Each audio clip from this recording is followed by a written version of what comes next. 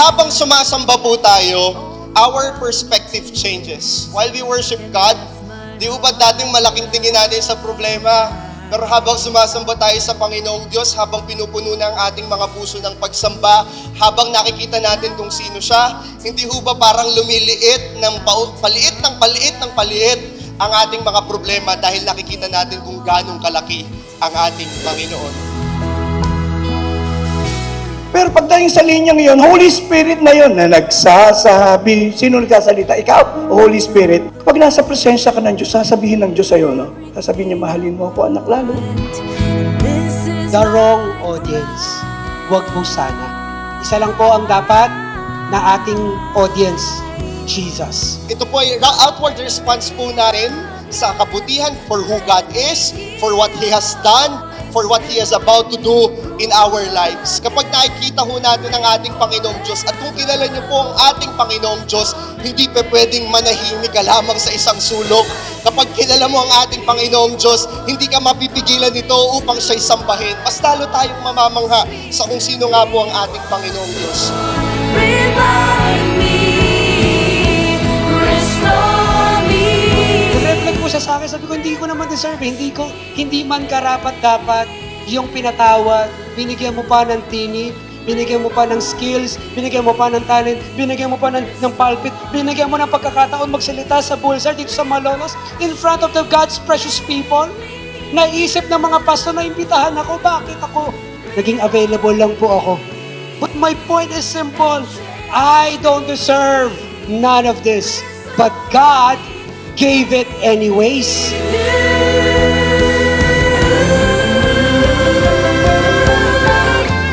Come and reign again like you did before. Come on.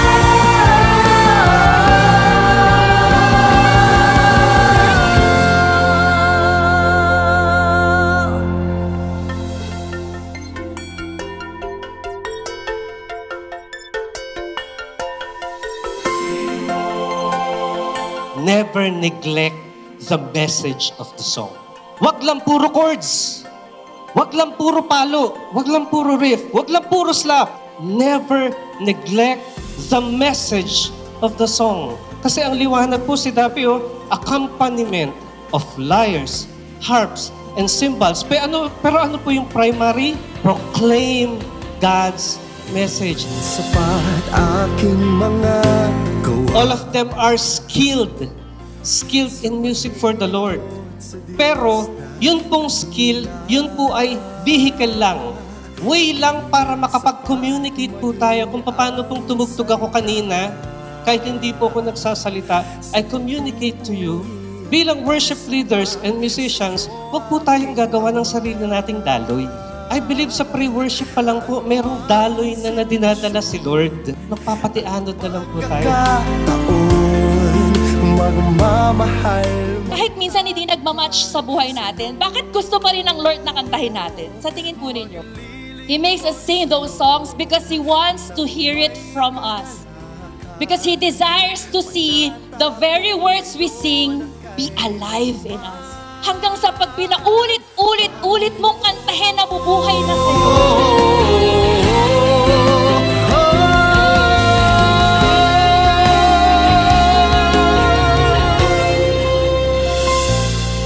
Madadaya niyo ang lahat pero hindi ang Diyos. Tandaan niyo po yan.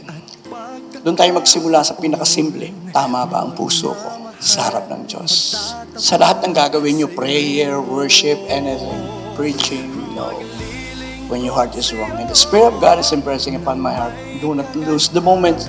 Pag nagkaroon ka ng pagkakataong tumayo, sabihin mo sa bawat isa yan. Walang kapalit pa rin po ang tamang puso sa harap ng Diyos. Tatandaan niyo po yan. What gives an extravagant worship? Your love for God.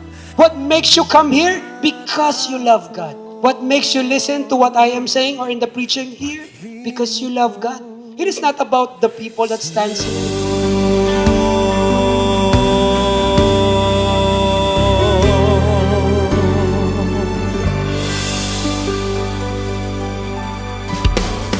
Pwede po makakita ang mga kamay ng worshiper!